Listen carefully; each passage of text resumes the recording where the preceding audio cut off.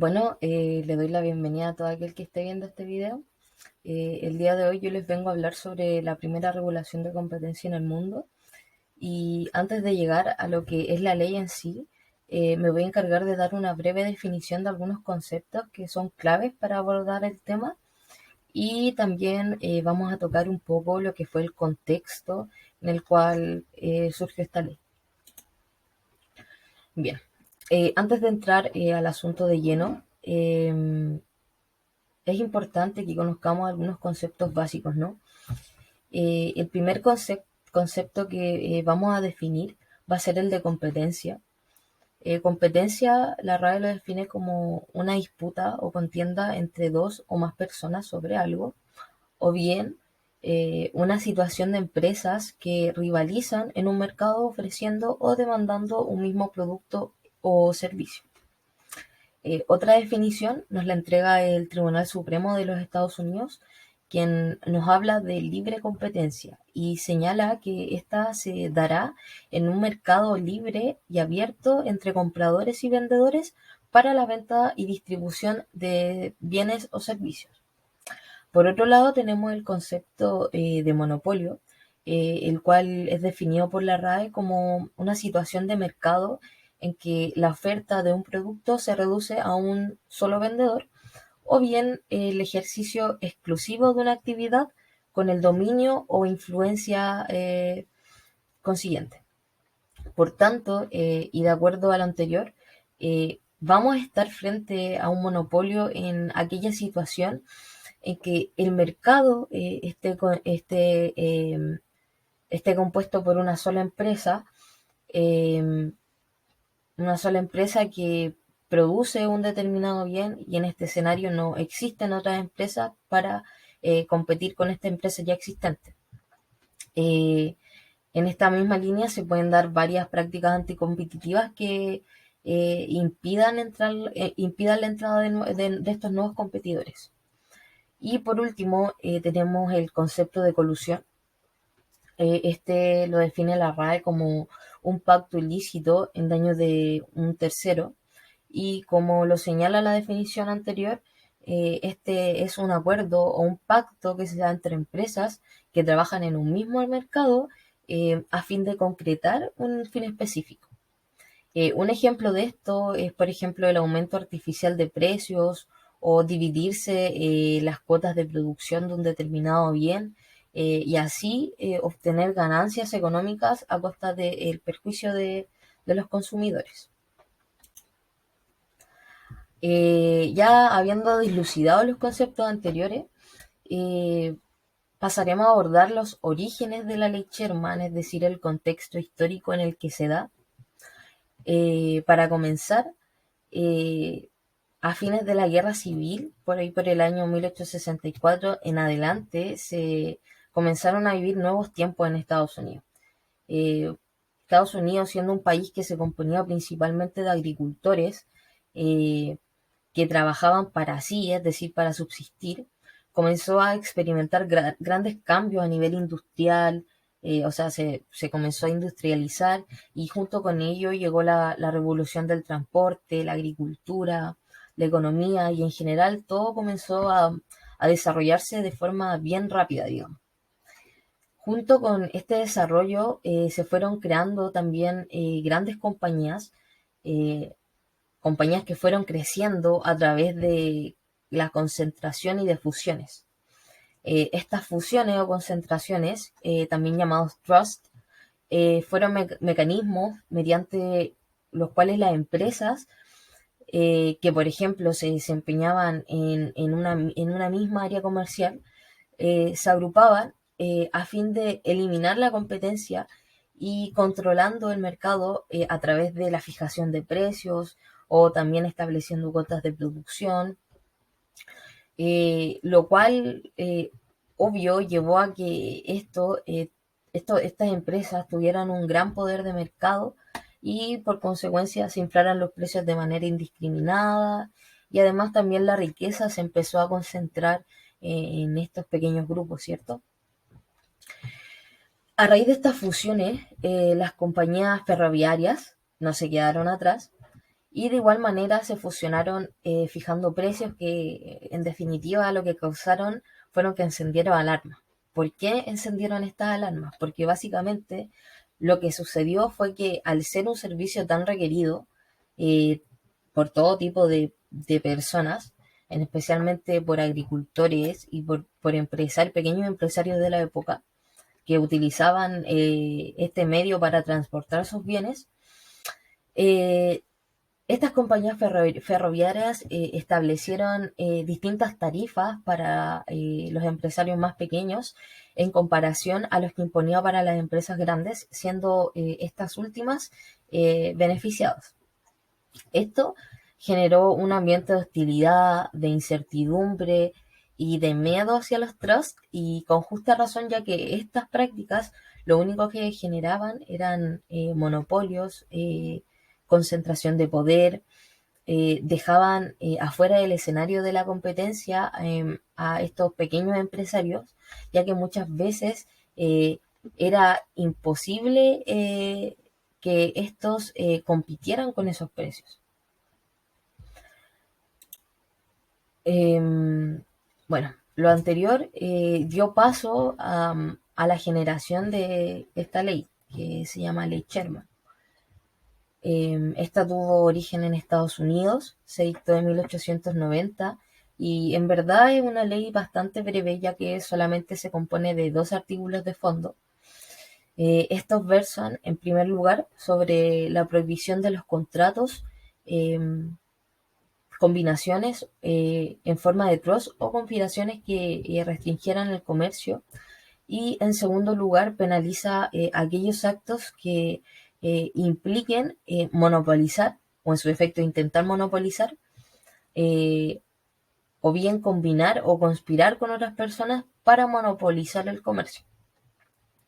El primer efecto que tuvo esta norma fue que, en primer lugar, otorgó más poder a los jueces para que estos establecieran, según caso a caso, si efectivamente existía alguna violación a estos artículos de la ley Sherman.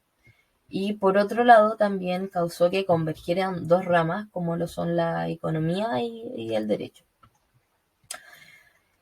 Ante la novedad y la ambigüedad que tuvo la norma, al principio tuvo bien poca aplicación, ya que esta aplicación se fue dando de manera paulatina, y no fue hasta 7 años más tarde de su dictación que se comenzó a generar jurisprudencia al respecto. Esta ley fue la primera medida que tomó el gobierno estadounidense a fin de evitar la creación de monopolios, prevenir la limitación del comercio, evitar el estancamiento del mercado y, por supuesto, evitar la acumulación de recursos en pequeños grupos.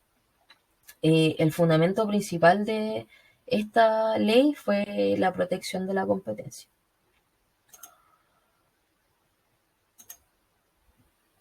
Bueno, a continuación voy a pasar a exponer algunos fallos que marcaron un precedente y fueron de alguna manera dando forma a esta ley.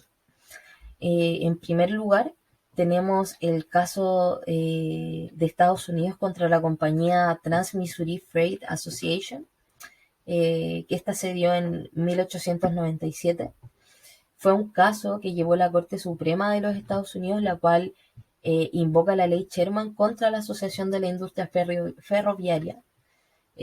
Para darle un contexto a esta situación, en la época varias compañías ferroviarias formaron una organización y comenzaron a regular los precios que éstas cobraban por su servicio.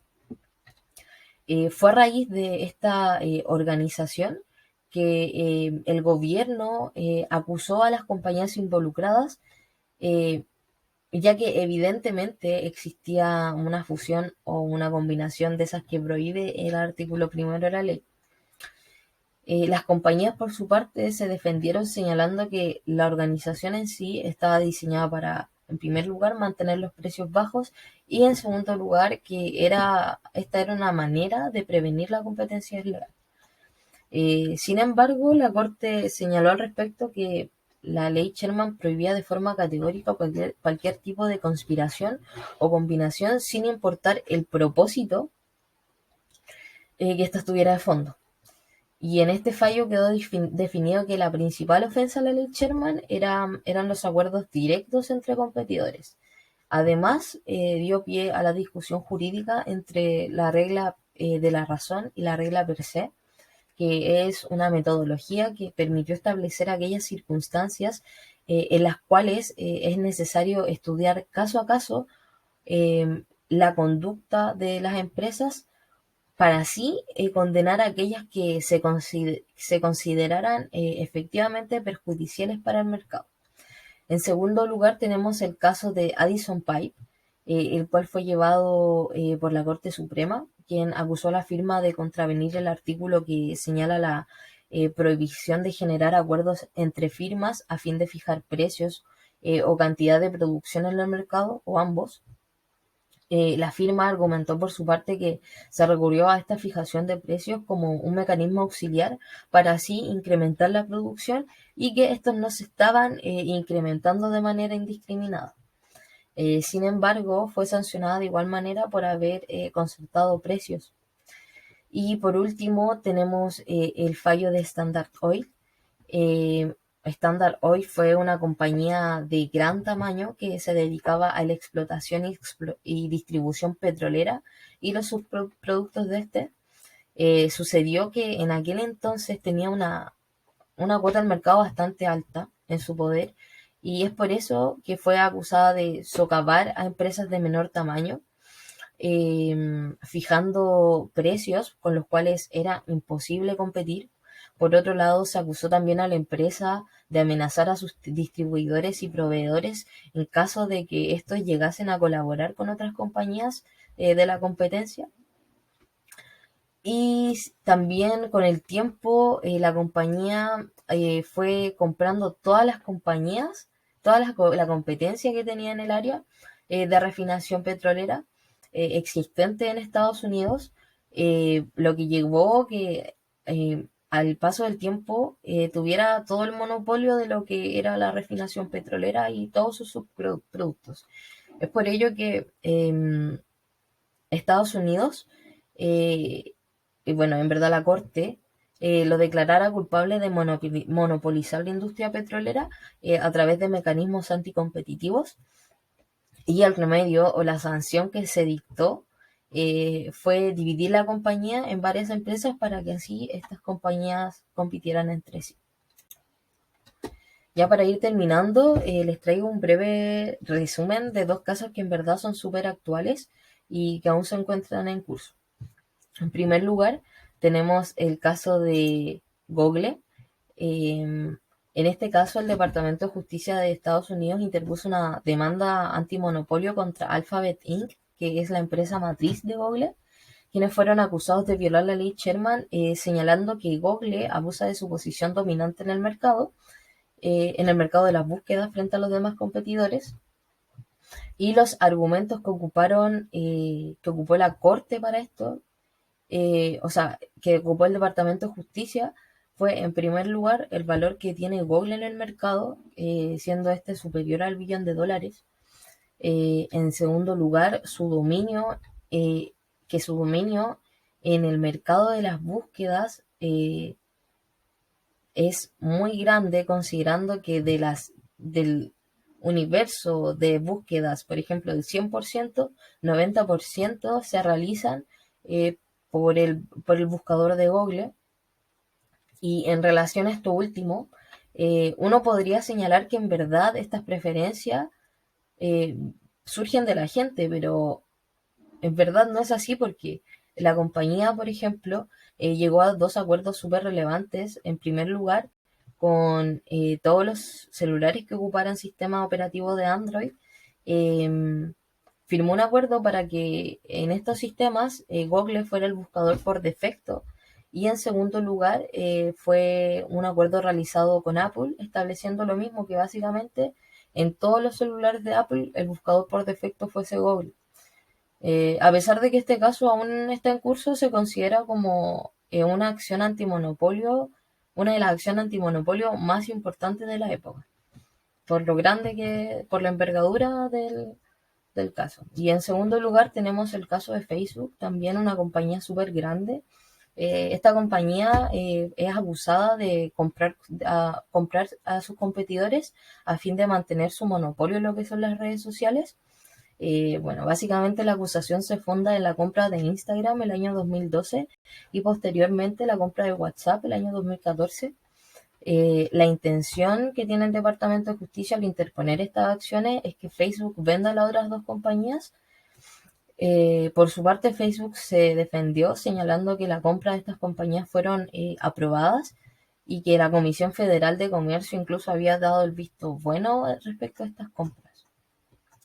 Y bueno, como ambos casos son nuevos, aún están en proceso, no tenemos una respuesta de la Corte ni en verdad mayores antecedentes, pero me pareció súper interesante exponerlos.